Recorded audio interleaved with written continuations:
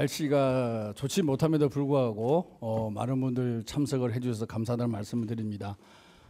저희 연구 모임이 출범한 지가 3, 4개월 됐는데요. 아까 우리 사회자께도 말씀드렸지만 저희 연구 모임 가입한 의원이 이제 25명으로 급증을 했습니다. 처음에 이 모임을 생각했을 때 사실 좀 용기를 내고 시작했거든요. 우리 민주당에서 이런 연구 모임이 과연 뿌리를 내릴 수 있을까? 제 스스로도 확신이 없었고 제 제안에 동의해 주신 우리 유동수 선배님, 송기훈 선배님께 다시 한번 감사의 말씀을 드립니다. 3명으로 출발한 연구 모임이 4번의 간담회와 토론을 통해서 많은 의원님들에게 그 취지와 의미가 잘 전달된 것 같습니다. 그래서 25분의 의원님들이 함께 모여서 연구 모임을 앞으로도 더 잘 해 나가겠다는 다짐의 말씀을 먼저 드립니다. 사실 글로벌 기업 또는 성장 또 오너 경영 이런 단어들이 우리 민주당에 그동안에 생소했던 게 사실입니다. 때로는 생뚱맞다고 얘기하는 분도 계시고요. 그렇지만 제가 국회의원 생활을 하면서 이제 과연 우리가 친기업, 반기업 이런 이분법적 생각이 과연 무슨 의미가 있을까라고 생각해 본 적이 상당히 많이 있습니다. 그리고 성장과 공정, 성장과 복지라는 것을 또한 이것도 이분법적으로 생각할 아무런 이유가 없다고 생각합니다. 우리 의원님들은 개개인적으로 만나보면 이런 부분에도 공감대가 상당히 많이 있습니다. 하지만 우리 더불어민주당에서 이런 생각들이 모이고 집단화되는 그런 경우는 사실 그동안에 없었습니다. 그 단초의 역할을 해보고 싶다 이런 생각에서 이 모임을 만들었다고 여러분께 말씀드립니다. 사실 그동안 우리 더불어민주당은 공정이란 두 글자로 기업을 바라보고 왔습니다. 공정이라는 것은 약자를 보호하고 경쟁을 촉진하고 그로 인해서 기업의 혁신을 가속하는 아주 긍정적 효과가 있었고 우리 자유시장 체제를 더 확고히 하는 그런 긍정적 의미가 있습니다. 그리고 공정거래법 전면 개정이라는 법률적 성과도 크게 이루어냈습니다.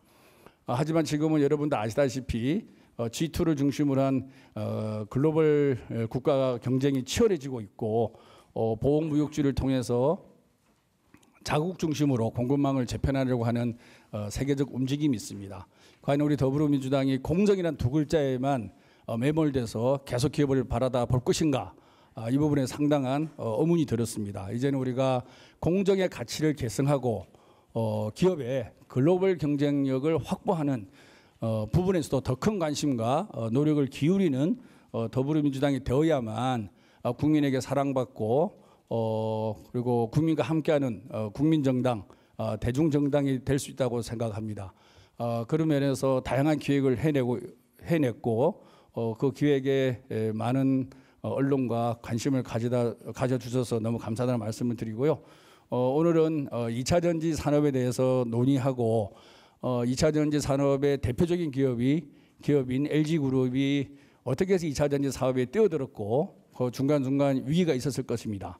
그 위기 속에서 오너의 결단, 오너의 자세, 또 오너의 대규모 투자 이런 의사결정 과정에 대해서 한번 살펴보고 그동안 우리가 가져왔던 소유와 경영의 분리가 마치 정답으로 생각했던 그동안의 생각에서 새로운 오너 경영에 대해서도 한번 살펴보자 그런 측면에서 오늘 이 토론회를 만들었습니다. 우리 국민의힘 최영도 의원님이 오셔서 파이팅하고 계시네요. 네, 정말 오너 경영이 좋으냐, 전문 경영이 체제가 좋으냐는 정답은 없다고 생각합니다. 그렇지만 우리가 그동안에 너무 일방적으로 생각해 온 측면이 분명히 있는 것이고 특히 대전환의 시대에 있어서는 오너 경영의 장점도 우리가 환경을 잘 만들어 나가면 훨씬 더 큰 힘을 발휘할 수 있지 않을까라는 생각도 해봅니다. 정말 귀한 시간 내주신 우리 이방수 사장님께 감사의 말씀을 드리고요. 그리고 오늘 패널에 참석하신 특히 우리 삼프로TV 권순우 본부장님은 국회에 몇 번 오셨는지 모르겠지만 아마 또 이렇게 패널로 참여를 해주셔서 너무 감사하다는 말씀을 드립니다. 앞으로도 많은 기획을 하고 있습니다. 다른 또 이런 글로벌 기업 초대해서 이런 모임을 가질 예정이고요.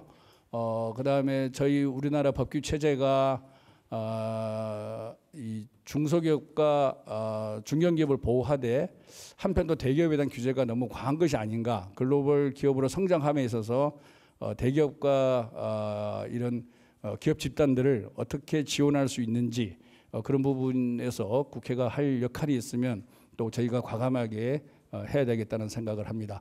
오늘 이 자리에서 나온 좋은 얘기를 잘 참고해서 저희 연구 모임의 정책과 입법 대안을 만들어 가는데 최선의 노력을 다하겠습니다. 감사합니다. 고맙습니다. 민주당 글로벌을 돕다 세 번째 세미나를 준비해 주신 우리 김병욱 의원님, 또 송기현 의원님, 유동수 공동대표님 감사하다는 말씀드리고요.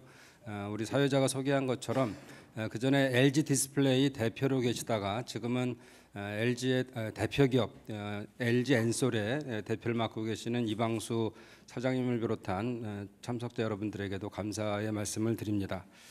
탄소 중립, 기후 위기 등 전 세계가 이제 환경 문제에 집중하고 있습니다. 또 오염 물질과 온실가스를 배출하지 않는 전기차 보급이 확산되면서 그에 따른 전기차에 탑재되는 2차 전지 산업도 급속히 발전하고 있습니다.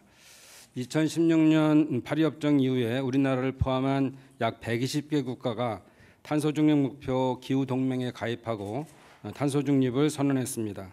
가입국은 2050년까지 탄소 배출 제로, 그리고 2030년까지 온실가스 40%를 감축을 목표로 하는 탄소 중립 녹색 성장 기본 계획을 의결하고 다양한 정책을 추진 중입니다. 전 세계가 환경 문제에 집중할수록 2차 전지 산업은 더욱 중요해질 것입니다. 그래서 오늘 이 자리가 마련된 것 같습니다.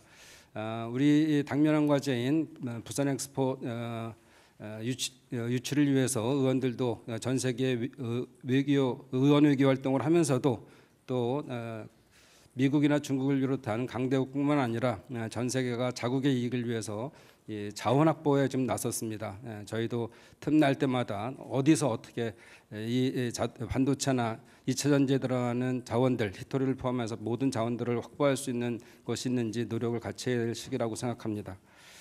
LG 에너지 솔루션 등 국내 글로벌 기업이 이 분야에서 경쟁력을 더 키울 수 있도록 민주당도 힘쓰겠습니다. 2차 전지 산업 발전을 위한 심도 있는 깊은 논의가 이루어지길 기대하고 저희들도 열심히 듣고 꼭 반영시킬 수 있도록 노력하겠습니다. 감사합니다. 여러 가지 다양한 의견을 듣는 것이 저희들의 역할이라고 생각합니다. 의견을 듣고 그것을 입법화해서 국가 경영의 틀로 만들어내는 일을 하는데 앞으로 최대한 노력을 같이 하도록 하겠습니다. 많이 참석해 주셔서 고맙습니다. 우리 LG그룹의 최근에 핫한 LG 에너지 솔루션 2차 전지에 관한 얘기를 한번 듣게 돼서 정말 저도 궁금합니다. 그리고 LG그룹이 지금까지 보여왔던 창업주 고인의 창업 회장님의 얘기부터 구자경 회장님, 또 구본무 회장님, 강모 회장님까지 이어지는 그 뚝심 경영에 꽃을 피우는 2차 전지의 얘기를 오늘 한번 듣고 싶습니다. 그리고 저희들이 지금 세수가 굉장히 부족합니다. 올해 한 40조에서 50조 정도 아마 세금이 덜 거칠 걸로 예상하지만 저희 기재위에서 국가전략기술에 대해서 대기업이라 할지라도 25%까지 저희들이 세액공제를 이번에 열어줬습니다. 그래서 이 LG그룹의 뚝심 경영에 화답하는 국회의 모습이라고 저희들 보고 있고요. 2차 전지가 세계를 향해서 더 과감히 투자하고 더 많은 성과를 내기를 바라는 마음을 오늘 토론에 저도 보태봅니다. 하여튼 많은 의원들이 참석해 주셔서 감사드리고 우리 김병욱 의원님과 우리 송기현 의원님과 우리 정성호 고문님을 모시고 우리 글로벌 기업 경쟁력 강화 민주당 의원 모임이 더 많은 주제를 가지고 국가 경영 발전에 또 경제 발전에 더 많은 화두를 던지기를 바라겠습니다. 그런데 민주당 하면은 약간 반기업 친노동이 아니냐라고 한 이런 오해가 많이 있습니다. 그러나 여기 계신 모든 분들을 다 친기업이고 또 친노동입니다. 이제는 그런 이분법적 사고에서 벗어나야 된다고 생각하고 있습니다.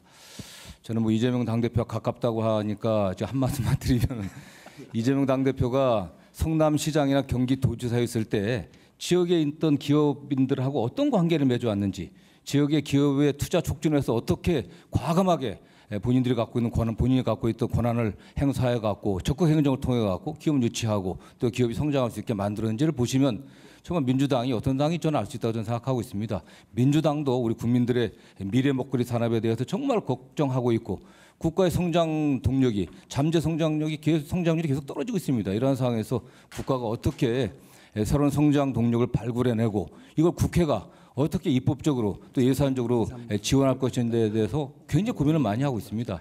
저희 모임은 그러한 차원에서 저희들이 모임을 시작했고 우리 기업이 또 큰 결단을 통해 갖고 어려운 시기에 큰 결단을 통해서 국가의 새로운 성장 동력을 발굴한 해당 기업들이 어떠한 경영 체제 또 어느 경영 체제가 어떠한 긍정적인 역할을 했는지 이런 부분에 관련해서도 관심을 갖고 필요한 역할을 하자는 취지에서 이 모임을 만들었습니다.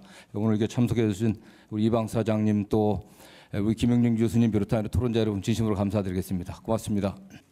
한국 경제 특히 경쟁력 강화 이렇게 고민을 하다 보면 꼭 이제 고민되는 지점이 이 전문 경영인 체제와 언어 경영 체제.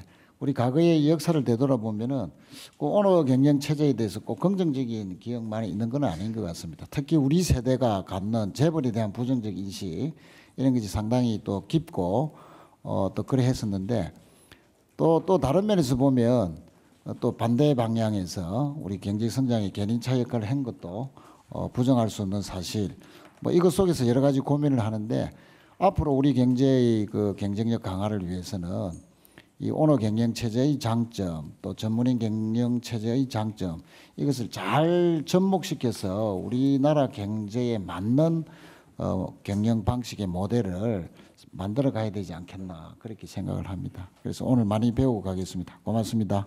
여수 국가산단에 LG 화학이 있고 제 고향인 율촌 산단에 포스코가 2차 전지 소재 산업을 엄청나게 일으키고 있습니다. 앞으로 우리 지역구가 없이는 LG 솔루션이 잘 될 수가 없고 LG 솔루션이 잘 돼야 또 우리 지역구가 잘 됩니다. 그래서 열심히 우리 2차 전지 사업 잘 되도록 지역에서 열심히 돕겠다는 말씀드립니다. 그 여러 투자 기관에 의하면은 2025년이 되면 전기차용 배터리 시장이 메모리 반도체 시장을 넘어설 것이라는 전망이 지배적입니다.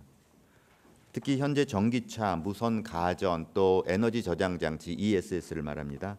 등에서 로봇이라든지 전기 선박, 도심 항공 등으로 영역이 계속 확대돼 나가고 있습니다. 사실 우리 배터리 사업을 처음 생각하게 된 거는 1992년도에 저희 그 LG 고 구본모 회장께서 영국 출장을 갔다가 일회용 배터리 말고 재충전해서 쓰면서 이 배터리가 그 당시에는 상상도 못했는데 자동차, 비행기 이런 걸 움직일 수 있고 로봇 산업에도 필수적이라는 착안을 하셔갖고 이 기술을 가지고 이제 와서 당시 럭키 금속이 있습니다. 럭키 금속 그룹이었기 때문에 럭키 금속에다가 이것을 연구해 보라고 지시를 한 적이 있습니다. 근데 사실 이 연구를 해보라고 지시를 할 때는 이제 그룹의 이제 부회장으로 밑에 있었고요. 이제 95년도에 회장 취임을 하게 되는데 사실 그 사이에 이제 연구 개발을 시켰는데 이게 뭐 우리도 기반 산업도 없고 기초 지식도 없고 해서 굉장히 좀 어려웠습니다. 96년부터 본격적으로 리튬이온 배터리 투자를 좀 시작을 했는데 이 계속 적자가 났습니다. 그래서 내부에서는 사업 적자 이게 뭐 맨날 돈만 들어가고 뭐 아무것도 나오질 않는다. 근데 그 구본모 회장께서는 야 이게 한번 시작했는데 포기 말고 길게 한번 해봐라. 왜 안 될 일이 뭐가 있냐. 된다. 이 연구원들을 계속 독려를 했고요. 이게 이제 2005년에 가면 배터리가 매출액은 거의 없이 2천억 적자가 납니다. 당시에. 지금 또 20년 전에 2천억 적자라면은 보통 아마 전문 경영인이 했으면 사업 접자 그러고 전문 경영인이 뭐 해임되거나 상당한 그 이슈가 있었을 겁니다. 그럴 때도 이제 오너들이 끊임없이 이게 우리 미래 성장 동력이 될 수 있으니까 하라고 계속 밀어붙였고요. 사실 이게 1998년부터 리튬이온 배터리 생산 체계를 구축을 했고 이 양산이 성공한 것은 그로부터 한 2009년 10년 후에 처음으로 배터리의 전기차 배터리 공급을 시작했습니다. 그리고 여러분 뭐 기억하시는지 모르겠지만 2010년도에는 옛날에 오바마 대통령이 미국에 있을 때 미국에다가 이제 배터리 공장을 기공식을 하기도 했었고요. 그리고 2013년이 되면은 미래형 배터리 개발에 성공하고 2018년에는 프리폼이라고 해서 배터리 형태가 굉장히 자유로운 그런 형태의 배터리 기술 또 제품을 개발을 하게 됩니다. 사실 이제 이러한 기술력을 바탕으로 해서 현재 에너지 솔루션이 탄생하게 됐고요. 현재는 지금 중국을 제외한 글로벌 전기차 배터리 시장 점유율 1위를 달성하고 있습니다. 특히 이제 중국은 그 외국 기업들에게 시장 개방을 안 해서 저희가 이건 뭐 어떤 다른 그 통상 규제로 인한 거기 때문에 좀 저희가 한계가 있었고요. 현재는 미국의 자동차 빅3 즉 GM, 포드, 스텔란티스, 그다음에 폭스바겐, 르노, 닛산, 현대, 기아, BMW, 혼다 등 완성차 업계 12개 업계 중에서 8개 업체가 저희 배터리를 사용하고 있습니다. 사실 이게 이제 오너의 그 뚝심과 끈기가 없었다면 절대 불가능했을 거라는 겁니다. 그 에너지 솔루션은 앞으로도 초격차 기술 기업으로 국제 경쟁력을 강화해 나갈 거고요. 국내는 R&D 주로 이제 저희 대전에 가면 R&D 연구원만 3,500명이 있습니다. 그리고 오창에는 마더 팩토리라 그래서 첨단 제품이나 신제품을 생산해 보고 안정화시키고 하는 것을 갖고 있고요. 그런 역할을 하고 있습니다. 그리고 그 공장은 오창을 비롯해서 북미에 한 8군데, 그다음에 중국, 유럽, 인도네시아 등의 생산 기지를 구축하고 있습니다. 사실 이제 우리가 아까 말씀드린 그 기업가 정신에 대해서 좀 얘기하려고 그러는데요. 이 구본무 회장이 20년 넘게 적자 산업을 끌어오면서 꾸준히 격려하고 있었던 것들이 결국 그 LG의 기업가 정신이 아닌가 싶고요. 저희 그 창업회장인 구인의 창업회장께서는 여러분 아시다시피 동동구리무라는 게 있습니다. 그 구리무 만들어서 그 구리무를 만들 때 그 보니까 이제 구리무 뚜껑이 막 깨지는 거예요. 딱딱해서. 그래서 이것이 이제 뚜껑이 깨지는 것을 이제 보니까 대부분은 미국이나 홍콩에서 수입을 해왔는데 이것을 동동구리무 만들면서 뚜껑을 좀 이렇게 플라스틱을 국산화해 보자고 해서 시작한 게 한국 플라스틱 석유화학산업의 시초입니다. 그래서 오너들은 이렇게 꽂히면은 꾸준히 몇십 년이 되건 20년이 되건 투자하고 연구하게 만들어주는 것이고요. 그래서 이런 것이 됐고 이런 것을 기반으로 저희가 LG전자 과거 금성사가 설립되면서 국산 1호 라디오, 국산 1호 흑백 TV, 국산 1호 뭐 세탁기 모든 1호 제품들을 이제 만들게 됩니다. 그리고 이대 회장이 이제 구자경 회장이셨는데요. 이분도 똑같습니다. 장래성이 있다고 생각되면 중단하지 말고 좌절하지 말고 끝까지 결론을 내라. 이렇게 해서 우리 전자산업이나 화학산업을 고도화했고요. 아까 이제 그 배터리 산업을 처음 그 기술을 갖고 오신 고 구본모 회장께서는 사실 배터리 산업 이외에도요. 저희가 전장 부품 또 파주 디스플레이에서 LCD 이후에 우리가 세계 최초로 또 유일하게 만들고 있는 대형 OLED 이런 것을 집중 육성을 했습니다. 그래서 그리고 이제 저희가 디스플레이에 우리 박정 의원님 잘 아시지만 올해 근무를 했는데 OLED 개발할 때 구본모 회장께서 정기적으로 소리도 없이 오셔갖고 연구원들을 불러서 밥 사주고 개인 돈으로 경력금도 줘가면서 이걸 좌절하지 않게, 왜냐하면 이게 OLED라는 게 기술 개발이 힘들어서 연구원들이 굉장히 다 포기하려고 그랬습니다. 이것도. 근데 이제 그걸 이제 성공시켰고요. 더군다나 2004년도에 저희가 파주 같은 데는 이제 그 LCD 공장을 만들었는데요. 그리고 2006년도에 노무현 대통령이 그 준공식에 오셨죠. 오셔갖고 그 이제 파주가 이제 저렇게 커고 그 당시에 이제 디스플레이가 글로벌 뭐 넘버 원으로 성장을 했었는데 이때도 사실은 초기에 보면 이게 대기업만 이익을 보는 게 아니고요. 이 당시에 장비 국산화율이 6%였습니다. 2004년도 5년도에. 근데 지금 현재는 노광기를 제외한 전 장비가 국산화돼 있고 이것으로 인해서 우리나라의 그 디스플레이나 반도체 장비들이 이제 중국이나 해외에도 진출을 하게 되고 좀 중견 기업, 대기업으로 성장한 곳도 많습니다. 이게 이제 그 결국은 창업가 집안들의 뚝심 경영 또 새로운 산업에 대해서 끊임없이 그 집착하고 몰두하는 것 이런 것들이 이루어낸 결과가 아닌가 생각하고요. 현재 새로 이제 신임 구광모 회장도 이제 뭐 AI라든지 데이터 산업이라든지 하는 신사업에 씨를 뿌리고 있어서 미래는 어떻게 될지 지켜보시면 좋겠습니다. 사실 우리 사회에서 아까 말씀드렸지만 오너라는 용어가 그 좋은 이미지는 아닙니다. 근데 사실은 그 기업의 창업과 같이 다양한 경험으로 본인의 철학에 맞게 완전히 새로운 산업을 선택하고 추진할 수 있는 사람들은 많지 않습니다. 특히 경영 환경에 지배되지 않고 또 어떤 이 사업을 실현하고 상품화하기 위해서 자본도 집중하고 R&D도 집중하고 이렇게 결정할 수 있는 사람이 창업가이고요. 그다음에 이런 창업가 집안의 철학이 글로벌 트렌드랑 딱 맞을 때 이런 2차 전지 같은 겁니다. 이게 뭐 1992년대 시작해서 이게 수십 년이 지난 이후에 딱 이 맞아떨어졌을 때는 이게 완전히 대량 그 나라를 또 한 산업을 이끌어가는 그런 씨앗이 큰 나무가 되는 겁니다. 사실 이렇게 전문 경영인을 보시면은 전문 경영인은 대부분 어느 정도 사업에 기반에 오른 사업을 잘 만들거나 더 발전하거나 M&A를 통해서 또 기업을 확장시키거나 하는 거지만 이렇게 완전한 신사업을 씨앗을 뿌려서 장기적으로 투자하는 것들은 좀 역할이 좀 다른 것 같기도 합니다. 한국을 대표하는 기업으로 LG를 비롯해서 삼성, 현대, SK 등이 있지만 그리고 또 이 산업에 배터리, 반도체, 자동차들이 있는데 모두가 다 오너들이 긴 안목 갖고 투자를 하고 그 뚝심 있게 밀어붙인 결과라고 생각을 합니다.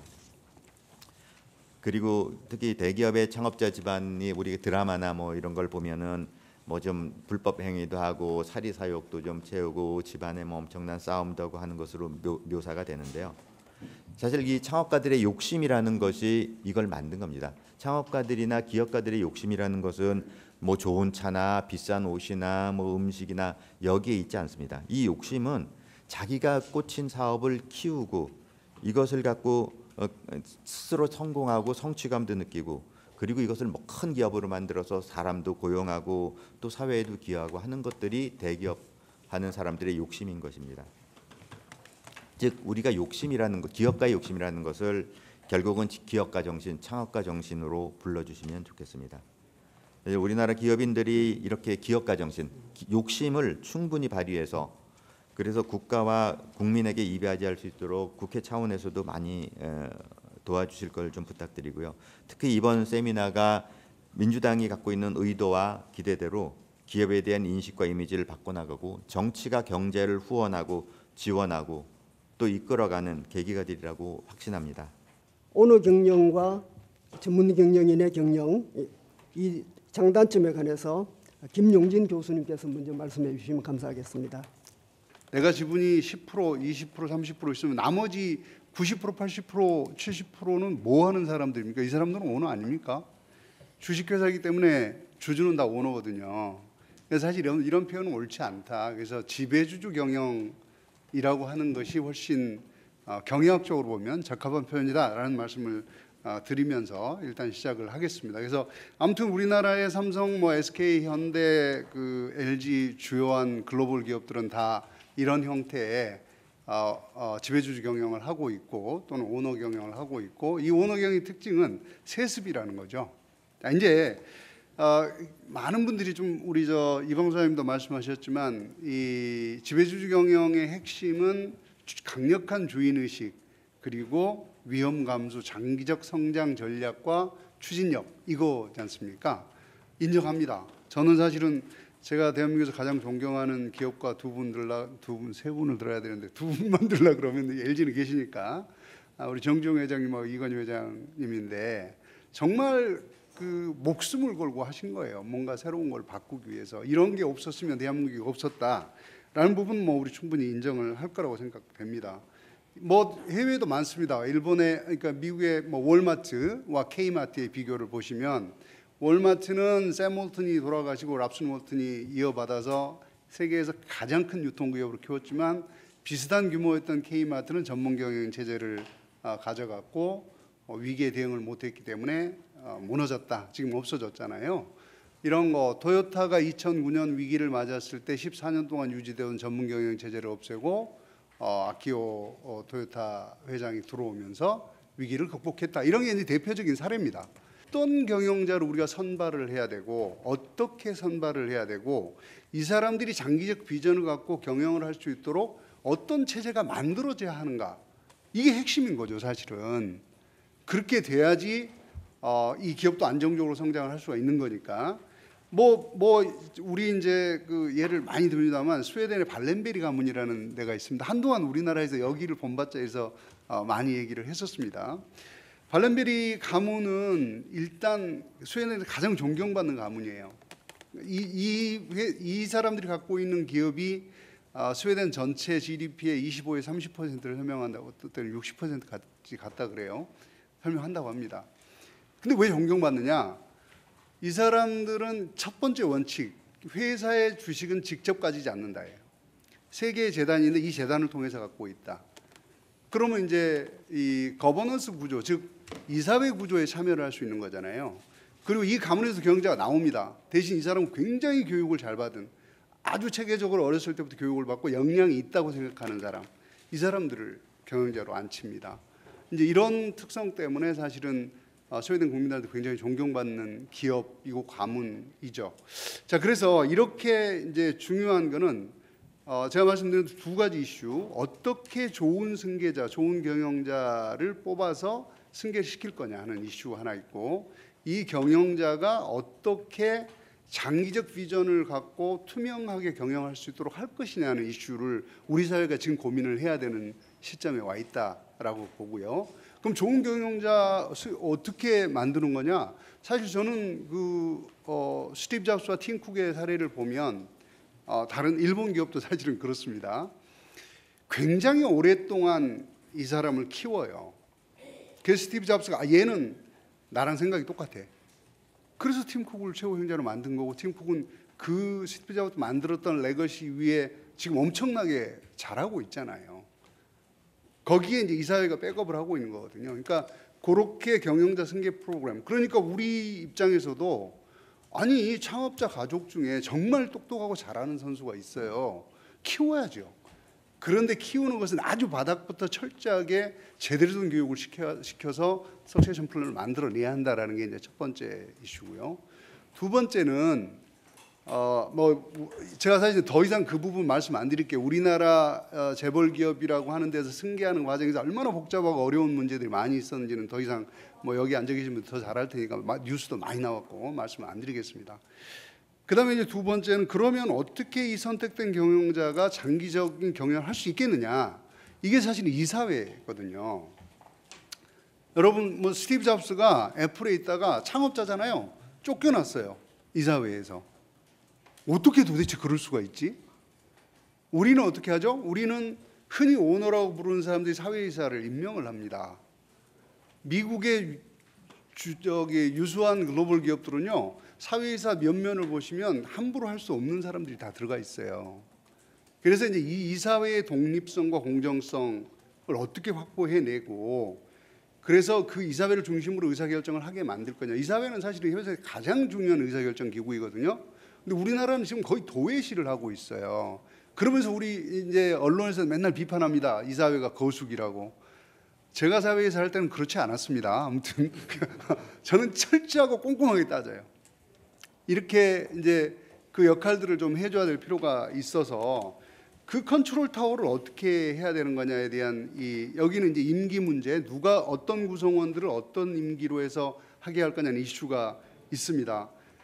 삼성에서도 얼마 전에 이사회 의장을 사회이사로 선임하는 실험을 지금 하고 있죠. 굉장히 바람직한 시도라고 저는 봅니다. 거기다 한 가지 더 하면 말씀드린 대로 창업자의 가족 또는 지배주주의 가족이 굳이 경영을 할 필요는 없어요. 그러니까 엑스큐션 할 필요가 없다는 겁니다. 이사회에서 자기의 비전을 갖고 이 경영자들이 일할 수 있도록 컨트롤 해주면 돼요. 그게 이제 이사회가 갖고 있는 가장 중요한 거고, 그리고 이제 두 가지 더 있는데, 하나는 이제 준법 감시 체제. 지금은 이 준법 컴플라이언스가 엄청나게 중요한 이슈이기 때문에 준법 감시 체계를 우리가 만들어 놓고 있는 거냐, 회사 내에. 그리고 내부 통제 시스템이라는 게 있습니다. 내부에서 문제가 생겼을 때 어떻게 찾아내고 해결할 것인가 하는 이슈, 이런 컨트롤 시스템이 제대로 갖춰져야 사실은 우리 기업도 코리아 리스크 없이, 우리 코리아 디스카운터라 그러죠. 이 디스카운트 없이 공정하게 대우받을 수 있고 글로벌하게 장기적 성장을 할 수 있다. 이런 말씀을 드리고, 그건 이제 지배구조고요. 그래서 그럼 이렇게 하면 정부는 어떻게 해줘야 되는 거냐, 이런 게 있죠. 저는 사실은 우리나라가 공정거래법상 상호출자 제한이나 그 공시 대상 기업 집단이 있습니다. 규모가 크면 그 규모를 통해서 모든 기업을 거기에 넣고 컨트롤하겠다는데, 이거 이미 바꿔야 된다고 생각합니다. 말씀드린 대로 그런 승계 체제가 만들어져 있고 통제 체제가 만들어져 있다면 우리는 기업을 믿어야 한다.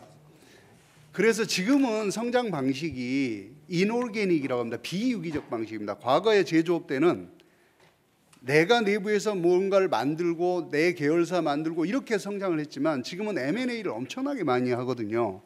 여러분 구글, 애플, 마이크로소프트 보십시오. 얼마나 M&A를 많이 하는지. 우리나라 체제에서 이게 가능할까? 불가능합니다.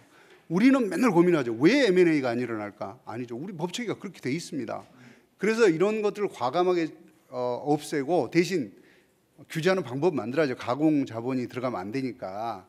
그래서 사실은 미국에서 썼던 방법인데, 상호출자 제한 집단이나 순환출자 집단에게는 배당금에 대해서 어마어마한 세금을 매기는 겁니다. 저절로 그걸 없애지게 만든 거죠. 이런 방식의 어떤 컨트롤 시스템. 그리고 두 번째는 정부가 대기업이기 때문에 R&D 투자를 안 한다, 이런 거 안 했으면 좋겠어요. 저는 우리 국회에서 특히 R&D는 중소기업 도와줘야지 대기업을 왜 도와줘, 이런 생각을 좀 버리셨으면 좋겠어요. 왜냐하면 대기업이 R&D 한다는 얘기는 중소기업들도 같이 한다는 얘기거든요. 그래서 사실은 대기업한테도 과감하게 R&D 투자를 하되 중소기업하고 같이 하는 기업들한테는 더 많이 줘라.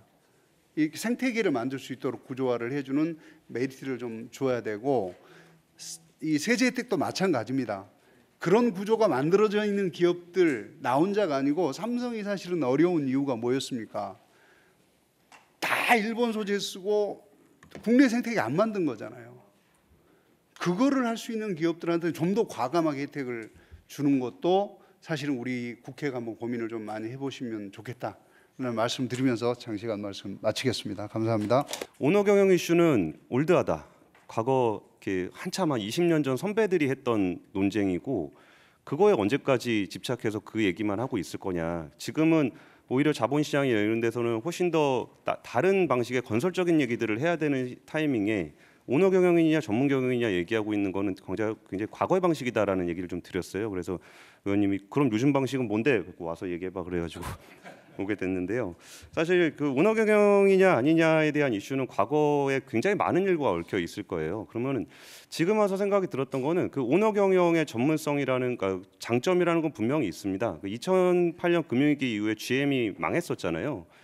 그때 이제 그 유가가 굉장히 높은데 자동차가 기름을 많이 먹는 자동차들을 GM이 주로 타다 보니까 국회 청문회에서 밤라치 부회장이 엄청나게 깨졌습니다. 왜 한국이나 일본에는 굉장히 친환경적이고 연비 좋은 차가 많은데 니네는 험머 이런 기름 엄청 먹는 그런 차만 있냐. 그리고서 이제 그 앞에서는 밤라치 부회장이 아무 말도 못하고, 당연히 국회 가면 말을 못하죠. 그리고 돌아오는 길에 했던 얘기가 일본의 도요타라든지 현대차 같이 10년 이상 기다려주는 사람이 있으면 모르겠는데, 우리한테 내가 만약에 그런 결정을 했다면 나는 3년 안에 잘렸을 거고 나는 청문회에 가지 않았을 것이다. 이렇게 얘기를 하기도 했었어요. LG만 하더라도 92년에 LG금속에 있다가 돈을 워낙 못 버니까 돈 버는 화학 옆에다 붙여서 지금의 거버넌스가 돼 있는 건데, 사실 일반적으로 20년 동안 적자 보고 있는 사업을 끌고 간다라는 거는 상상하기 굉장히 어려운 일입니다. 그런데 우리나라가 처음에 바이든 행정부가 출범을 하면서 4가지 공급망 이슈를 다뤘었습니다. 그러면서 했던 게 반도체, 배터리, 바이오, 히토류였어요. 근데 정말 신기하게도 그 4가지 품목 중에 3가지를 제조하고 있는 거의 유일한 국가가 한국입니다. 그러면 그런 일이 어떻게 일어날 수 있냐? 하루아침에 그냥 짠하고 했던 일이 아니잖아요. 그게 그동안 누군가가 미래를 보고서 투자를 계속적으로 해놨을 거고, LG엔솔도 20년 넘게 적자 보면서 그 사업 계속 끌고 가다가 갑자기 이때를 만나게 된 거잖아요. 그러니까 그런 부분들에 대한 오너 경영의 어떤 장점이라는 거는 굳이 이제는 설명하지 않아도 다 압니다. 그러면 뭐가 문제라고 생각을 했던 거냐면은 오너가 경영하는 게 문제가 아니라 오너를 위해서 경영을 했던 것들에 대한 문제의식을 갖고 있는 거예요. 그러면 오너를 위한 의사결정이라는 건 뭐냐면은 아까 뭐 좋은 옷, 뭐 신발 뭐 이런 것들이 아니라 거버넌스를 유지하기 위한 어떤 지분율이라든지 이런 것 때문에 벌어졌던 뭐 일감 몰아주기, 뭐 비자금, 지주사 설립, 자사주마, 뭐 분할 합병 이거 수많은 그런 행동들을 통해서 누군가의 재산을 강탈했던 문제에서 문제가 있었던 거예요. 그러면 전문 경영인 체제라고 해서 그러니까 오너 경영을 주장하시는 분들의 대부분은 오너의 어떤 잘못에 대한 어떤 덮어주기 위한 명분으로 그런 걸 많이 활용했습니다. 그래서 뭐 법원 판결을 받더라도 경제적인 영향이 크고 기여한 바가 많으니까 뭐 좀 깎아주거나 아니면 사면을 해주거나 이런 모습들에 대한 불만이었던 거지 오너가 경영을 뭐 투자 판단을 잘못해서 문제고 저건 단기적으로 투자해서 문제고 그런 고민들은 아니었을 겁니다. 그리고 전문 경영인을 주장하셨던 분들이 대부분 약간 좀 보수적인 진영이셨을 건데 그때 그 전문 경영인 체제가 너무나 좋아서 그걸 지적했는지라고 생각해 보면 오히려 그 재벌 개혁이라든지 아니면 정경유착이라든지 그런 거에 반대급부로서 전문 경영인을 얘기를 했었던 거거든요. 그럼 전문 경영인에서는 사익 편취가 일어나지 않느냐라고 본다면은 실제로 요즘에도 PEF들 만나면은 어떤 회사 인수해가지고 가장 먼저 하는 게 그 주요 경영진들 카드 뺏는 겁니다. 카드만 빼서도 영업이익률이 막 2배로 올라가고 그런 기업들이 굉장히 많아요. 그러니까 이거는 전문 경영이냐 오너 경영이냐의 문제가 아니라 경영을 누구를 위해서 하느냐의 문제가 되는 거고 저는 지금 우리나라 주요 대기업들에 있어서는 그런 부분이 상당히 해소가 됐다고 생각합니다. 그 나이스 평가에 따르면은 2024년, 2025년까지 배터리 셀 3사의 부족 현금이 무려 28조 원입니다. 거기 배터리 셀 소재 업체만 하면 또 8조 원이에요. 그럼 36조 원이나 되는 자금을 어딘가에서 조달을 해야 되는데 이거를 어떤 방식으로 조달을 해야 우리나라가 좀 지속 가능한 성장을 할 수 있는지에 대해서 답을 찾기가 굉장히 어려운 상황입니다. 뭐 LG엔솔의 분할 후 상장이 문제가 됐다라고 하지만 저도 그 문제에 대해서는 분명히 문제가 있을 거라고 생각은 해요. 그러면 어떻게 했어야 되느냐에 대한 해답은 아무도 얘기를 하지 않습니다. 예를 들어서 LG화학 그 상태 그대로 증자를 했다 그러면은 멀티플이 훨씬 낮아지기 때문에 자금 조달 비용이 훨씬 더 높아지게 됩니다. 그러면 지분율 희석을 하지 않기 위해서 거기서 대출을 어마어마하게 받았다 그러면은 부채 비율 때문에 굉장히 신용 등급이 낮은 회사가 됐을 겁니다. 그러면 어떻게 조달을 했어야 되는지에 대해서 고민이 많이 필요했었던 거고 그리고서 지금 LG 화학도 LG 엔솔을 그렇게 키웠지만 지금 그 석유화학 산업에서 메탈 소재 사업, 2차 전지 소재 사업으로 전환을 해야 되는데 거기에 대해서 돈이 굉장히 많이 필요한 상황입니다. 그래서 지금 NCG 공장을 매각하냐 마냐 하고 있는데 그 LG 화학의 시가총액이 47조 원입니다. 근데 LG 에너지 솔루션의 지분을 80% 갖고 있는데 47조 원이고 LG 에너지 솔루션의 시가총액은 130조 원이 넘습니다. 그럼 130조 원이나 되는 주식을 가지고 있는 회사의 기업 가치가 47조밖에 안 되면은 LG 에너지 솔루션의 주식은 LG 화학 주주들 입장에서는 그 무수익 자산의 거의 그냥 돌덩이 같은 겁니다. 그럼 거기서 자산 매각을 하면서 자금 조달을 하는 게 맞는지 아니면 LG엔솔 주식을 팔아서 자금 조달을 해서 2차 전지 화학 소재 사업을 강화하는 게 맞는지에 대한 판단은 주주들이 굉장히 냉정하게 볼 필요가 있어요. 근데 우리는 그 상황에서 항상 대주주에게 뭔가 이익이 되는 걸로 할 거야라는 불신이 굉장히 큰 상황이고 그래가지고 그냥 지분 매각을 하면 되는 일을 교환사채를 발행을 했습니다. 저는 그 교환사채를 발행한 이유가 여러 가지가 있겠지만 그냥 갖다 주식 판다 그러면 분명히 욕먹을 것 같아서 이름 어려운 걸로 했다고 생각을 해요. 그러니까 이게 거버넌스에 대한 신뢰를 자본시장과 함께하지 못하다 보니까 되게 이상한 방식들을 많이 쓰게 됩니다. LG에너지 솔루션이 물적 분할로 상장하면 안 된다는 어떤 시그널을 보여주고 나니까 그 다음에 KT는 신설법인 만들한 다음에 현물 출자를 했습니다. 이거 물적 분할이랑 똑같은 건데 욕을 들먹었어요. 그리고 SK온 같은 경우에 상장하지 말라 그러니까 그 주식을 해외 PE에다 팔아버렸습니다. 그럼 우리 국민들은 나중에 그거 상장할 때 주식 받아야 되고 그 자금을 우리가 갖고 싶었던 그 배터리 주식을 해외 PE에다 매각하는 일이 벌어지는데 그게 우리가 바랬던 거냐는 거예요. 그래서 그러면은 지금 우리 경영진들도 그 부분에 대해서 이해상충이 어떻게 발생하는지 과거에 진지하게 고민하지 않았습니다. 우리 오너를 위해서 오너의 재산에 해익이 되냐 안 되냐만 고민을 해서 했었지 진짜 우리의 이해관계자들은 어떤 상황을 처해 있고 이걸 어떻게 분배를 하는 것이 좋을까에 대해서 깊이 있게 고민하지 않았고 그걸 고민하고 나서도 내가 진심으로 당신들과 함께 지속 가능한 거버넌스를 만들기 위해서 지속 가능한 경영을 위해서 이런 심도 깊은 고민을 했습니다라고 설득하려는 노력을 많이 하지 않았어요. 왜냐하면 그전에는 그런 거 필요 없이 기관 투자자 몇 명 아니면 오너 아니면 권력 이런 쪽에다가만 보면 되는 거니까 거버넌스 상에서 그런 일이 있었던 거고, 기존의 주주들도 저도 예전에 취재할 때 그 대주주 유죄 추정의 법칙이라고, 뭔가 이벤트가 발생을 하면은 이건 분명히 대주주의 이익을 극대화하기 위한 의사결정일 거야라고 가정을 하고 취재를 시작하면 얼추 맞았습니다. 그러니까 여기서 받아들이는 사람들도 분명히 이거는 오너를 위해서 하는 걸 거야라고 생각을 하게 되다 보니까 불신이 굉장히 커져 있는 겁니다. 그럼 여기서 제가 얼마 전에 증권학회에 가서 지금 자본시장에서 벌어지고 있는 수많은 그런 거버넌스상의 이슈를 들고 들어가서 학자분들이 이게 지금 주주권익에 어떤 영향을 미치는지, 이게 대주주한테 어떤 영향을 미치고 소액주주에 어떤 영향을 미치는지 나는 잘 모르겠으니까 학자분들이 이거를 좀 가르마를 좀 타주셨으면 좋겠습니다, 이런 말씀을 좀 드린 적이 있었거든요. 그래서 이런 일들은 앞으로 계속적으로 벌어질 건데 경영진에서도 이런 상황이 굉장히 낯설고 개인 주주들 아니면 기관 투자자들 입장에서도 이건 굉장히 낯선 상황입니다. 그러면 지속 가능한 의사결정을 어떻게 이뤄갈 것인지, 그리고 그 의사결정의 결과를 이해관계자들과 어떻게 소통할지에 대해서 굉장히 건설적인 토론이 매우 중요한 타이밍이라고 저는 생각합니다. 그래서 이 아젠다를 제가 들고 왔고요. 그리고 과거에 비해서 진짜 표수 얼마 안 되는 개인 주주들의 목소리가 커지면서 기업들에서는 여기에 대해서 고민을 되게 많이 합니다. 진짜 진심으로 우리 오너를 위해서가 아니라 우리 기업의 지속 가능한 성장을 위한 의사결정을 했다고 하더라도 몇몇 개인들의 어떤 목소리, 큰 목소리 때문에 여기서 굉장히 흔들리는 경우도 많이 봤어요. 그리고 그들은 지분율이 아니라 오히려 어떤 세력을 형성하면서 정치적인 어떤 메시지로 변질이 되게 되면은 그게 규제가 되고 제도가 되는 경우들이 지금은 굉장히 흔하게 발생하고 있습니다. 그런 부분들 때문에 리스크 관리가 굉장히 어려워진 상황은 맞는데, 반대로 기업들이 자신들이 하고자 한다면 그들과 소통할 수 있는 환경이 디지털 미디어 환경의 변화에 따라서 굉장히 많아졌습니다. 그래서 그거를 진짜 안 한다, 못 한다라고 얘기하기에는 그들과 소통할 수 있는 경로가 굉장히 많아졌고, 여기에 대해서 좀 더 전문적인 목소리를 낼 수 있는 사람들도 많아졌기 때문에 그 부분에 대한 노력은 많이 필요하다고 보고요.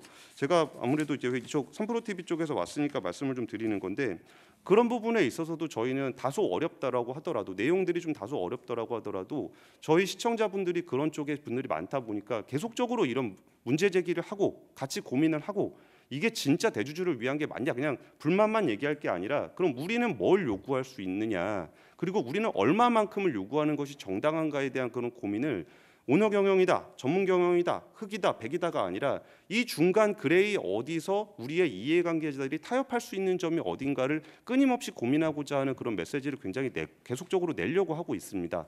그래서 우리 같은 건물에 있는 LG 에너지 솔루션에서도 과거에 그 물적 분할 때문에 욕먹은 것 때문에라도 소통하기가 굉장히 어려우실 텐데, 그럼에도 불구하고 이 주주들과 이 자본시장 참여자들과 지속 가능하게 파트너십을 가져가려고 한다면은 그런 기회를 좀 더 많이 마련해 주셨으면 좋겠고요.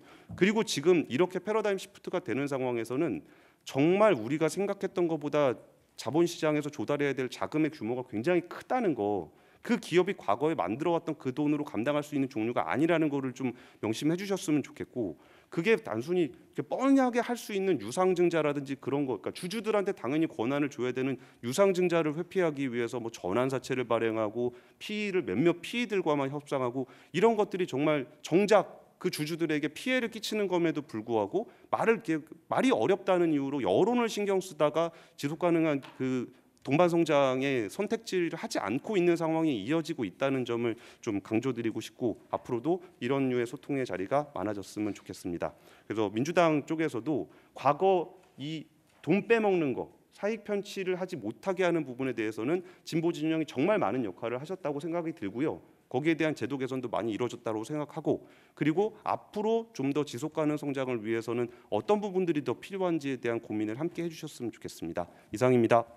결론적으로 말씀을 드리면 네 가지가 저는 필요하다고 봅니다. 첫 번째는 국내에 있어서의 그런 이제 투자 기반을 이제 확충하는 게 이제 필요하고, 두 번째는 차세대 배터리에 있어서 기술 초격차를 확보를 이제 해야 됩니다. 그리고 세 번째는 보통 우리 이제 폐배터리라고 이야기를 하죠. 사용 후 배터리에 있어서 이거 리사이클링 산업을 이제 육성해야 되고, 마지막 과제는 이제 결국 사람이 하는 거기 때문에 우리가 핵심 이제 배터리 인재를 양성하는데 이제 힘을 기울여야 된다고 이제 저는 요약해서 말씀을 드리겠습니다.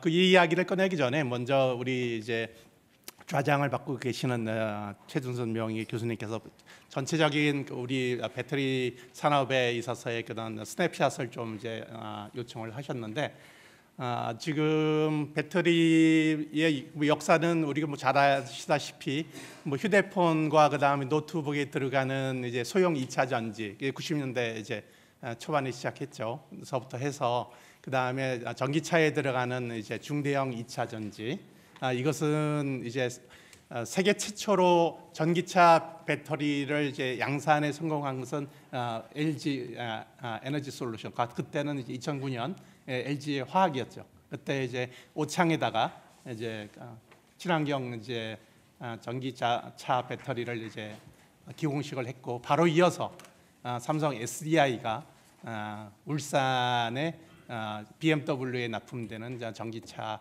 배터리 공장을 이제 지으면서 시작이 됐습니다. 그러면 배터리는 뭐 여러분은 잘 아시다시피 뭐 이제 소니서부터 시작해서 일본에서부터 이제 시작된 건데, 그게 한국으로 넘어와서 그 다음에 중국까지 이제 가서 지금 한중일 이제 배터리 전쟁을 이제 하고 있는 그런 상황이고요. 전기 자동차가 시작되던 그 2010년도에 있어서 세계 시장 점유율을 제가 한번 봤더니 일본이 74%, 한국이 21%, 중국이 4%에 불과했습니다. 한데 작년 글로벌 시장 점유율을 보면 완전히 역전이 돼서 중국이 65%, 한국이 24%, 그다음 일본이 8%로 나락에 떨어지게 됩니다. 요거는 이제 중국이 포함되어 있는 거고요. 중국 시장을 제외하게 되면은 한국이 53%, 그다음에 중국이 27%, 일본이 19%가 됩니다. 다시 말씀을 드리면 지금에 있어서의 앞으로의 이제 배터리 전쟁은 한국과 중국 간의 경쟁으로 지금 이제 압축되고 있다. 그렇게 말씀을 드리고 싶고요. 다만 하나 더 첨언하고 싶은 부분은 무엇인가 하면, 이 배터리가 기후 변화, 그리고 자동차 전동화, 그리고 그다음에 같은 스마트 모빌리티에 있어서 핵심 인프라 인에블러이기 때문에 미국과 EU가 이 글로벌 배터리 패권 전쟁에 지금 이제 하기 시작했고, 그 이제 기초가 되는 법이 미국에는 인플레이션 감축법 IRA가 되겠고, 그 다음에 EU에 있어서는 배터리 법안이 되겠습니다. 이와 같은 형태로 해서 지금은 글로벌한 그런 배터리 패권 경쟁이 좀 이제 이루어지고 이제 있는 상황이고요. 그러면 한국과 중국 간에 있어서의 그런 이제 배터리 경쟁에서 우리가 어떻게 살아남느냐 하는 부분들인데, 그 경쟁력 격차를 유지하기 위해서 우리 기업들이 지금 해외 공장을 엄청나게 지금 이제 짓고 있습니다. 해외 투자죠. 우리 권순우 본부장님께서 잘 이야기해 주셨는데, 미국에 지금 우리 배터리 업체들이 지금 달려가고 있습니다. 그래서 국내 투자를 하기 위해서 촉진시키기 위해서 금년 봄에 여야가 합의해서 조특법 투자세액 공제를 이제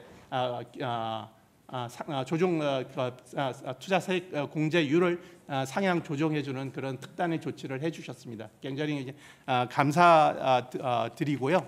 그 부분에 있어서. 하지만 이제 업계 입장에서 보면 조금 이제 아쉬운 부분들이 뭔가 하면, 대규모 투자를 이제 하게 되면 이제 투자세액 공제라고 하는 건 기본적으로 영업이익이 먼저 발생해야 되는 거거든요. 근데 이제 대규모 투자를 여러 군데 많이 하다 보니까 지금 보면 영업이익이 나지 않는, 영업 손실을 보고 있는 그런 경우들도 이제 다수 있습니다.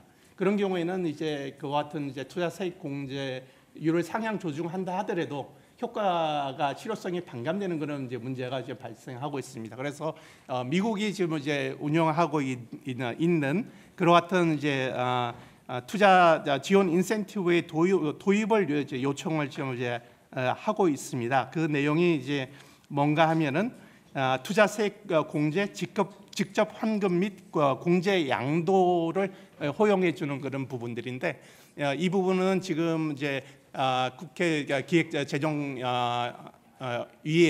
계류되어 있는 그런 개정 법률안으로 계류되어 있는 걸로 알고 있습니다. 그래서 이번 기회에 우리 민주당 의원님들께서도 좀 관심을 가지고 도와주셨으면 좋겠다 하는 그런 부탁 말씀을 드리고 싶습니다.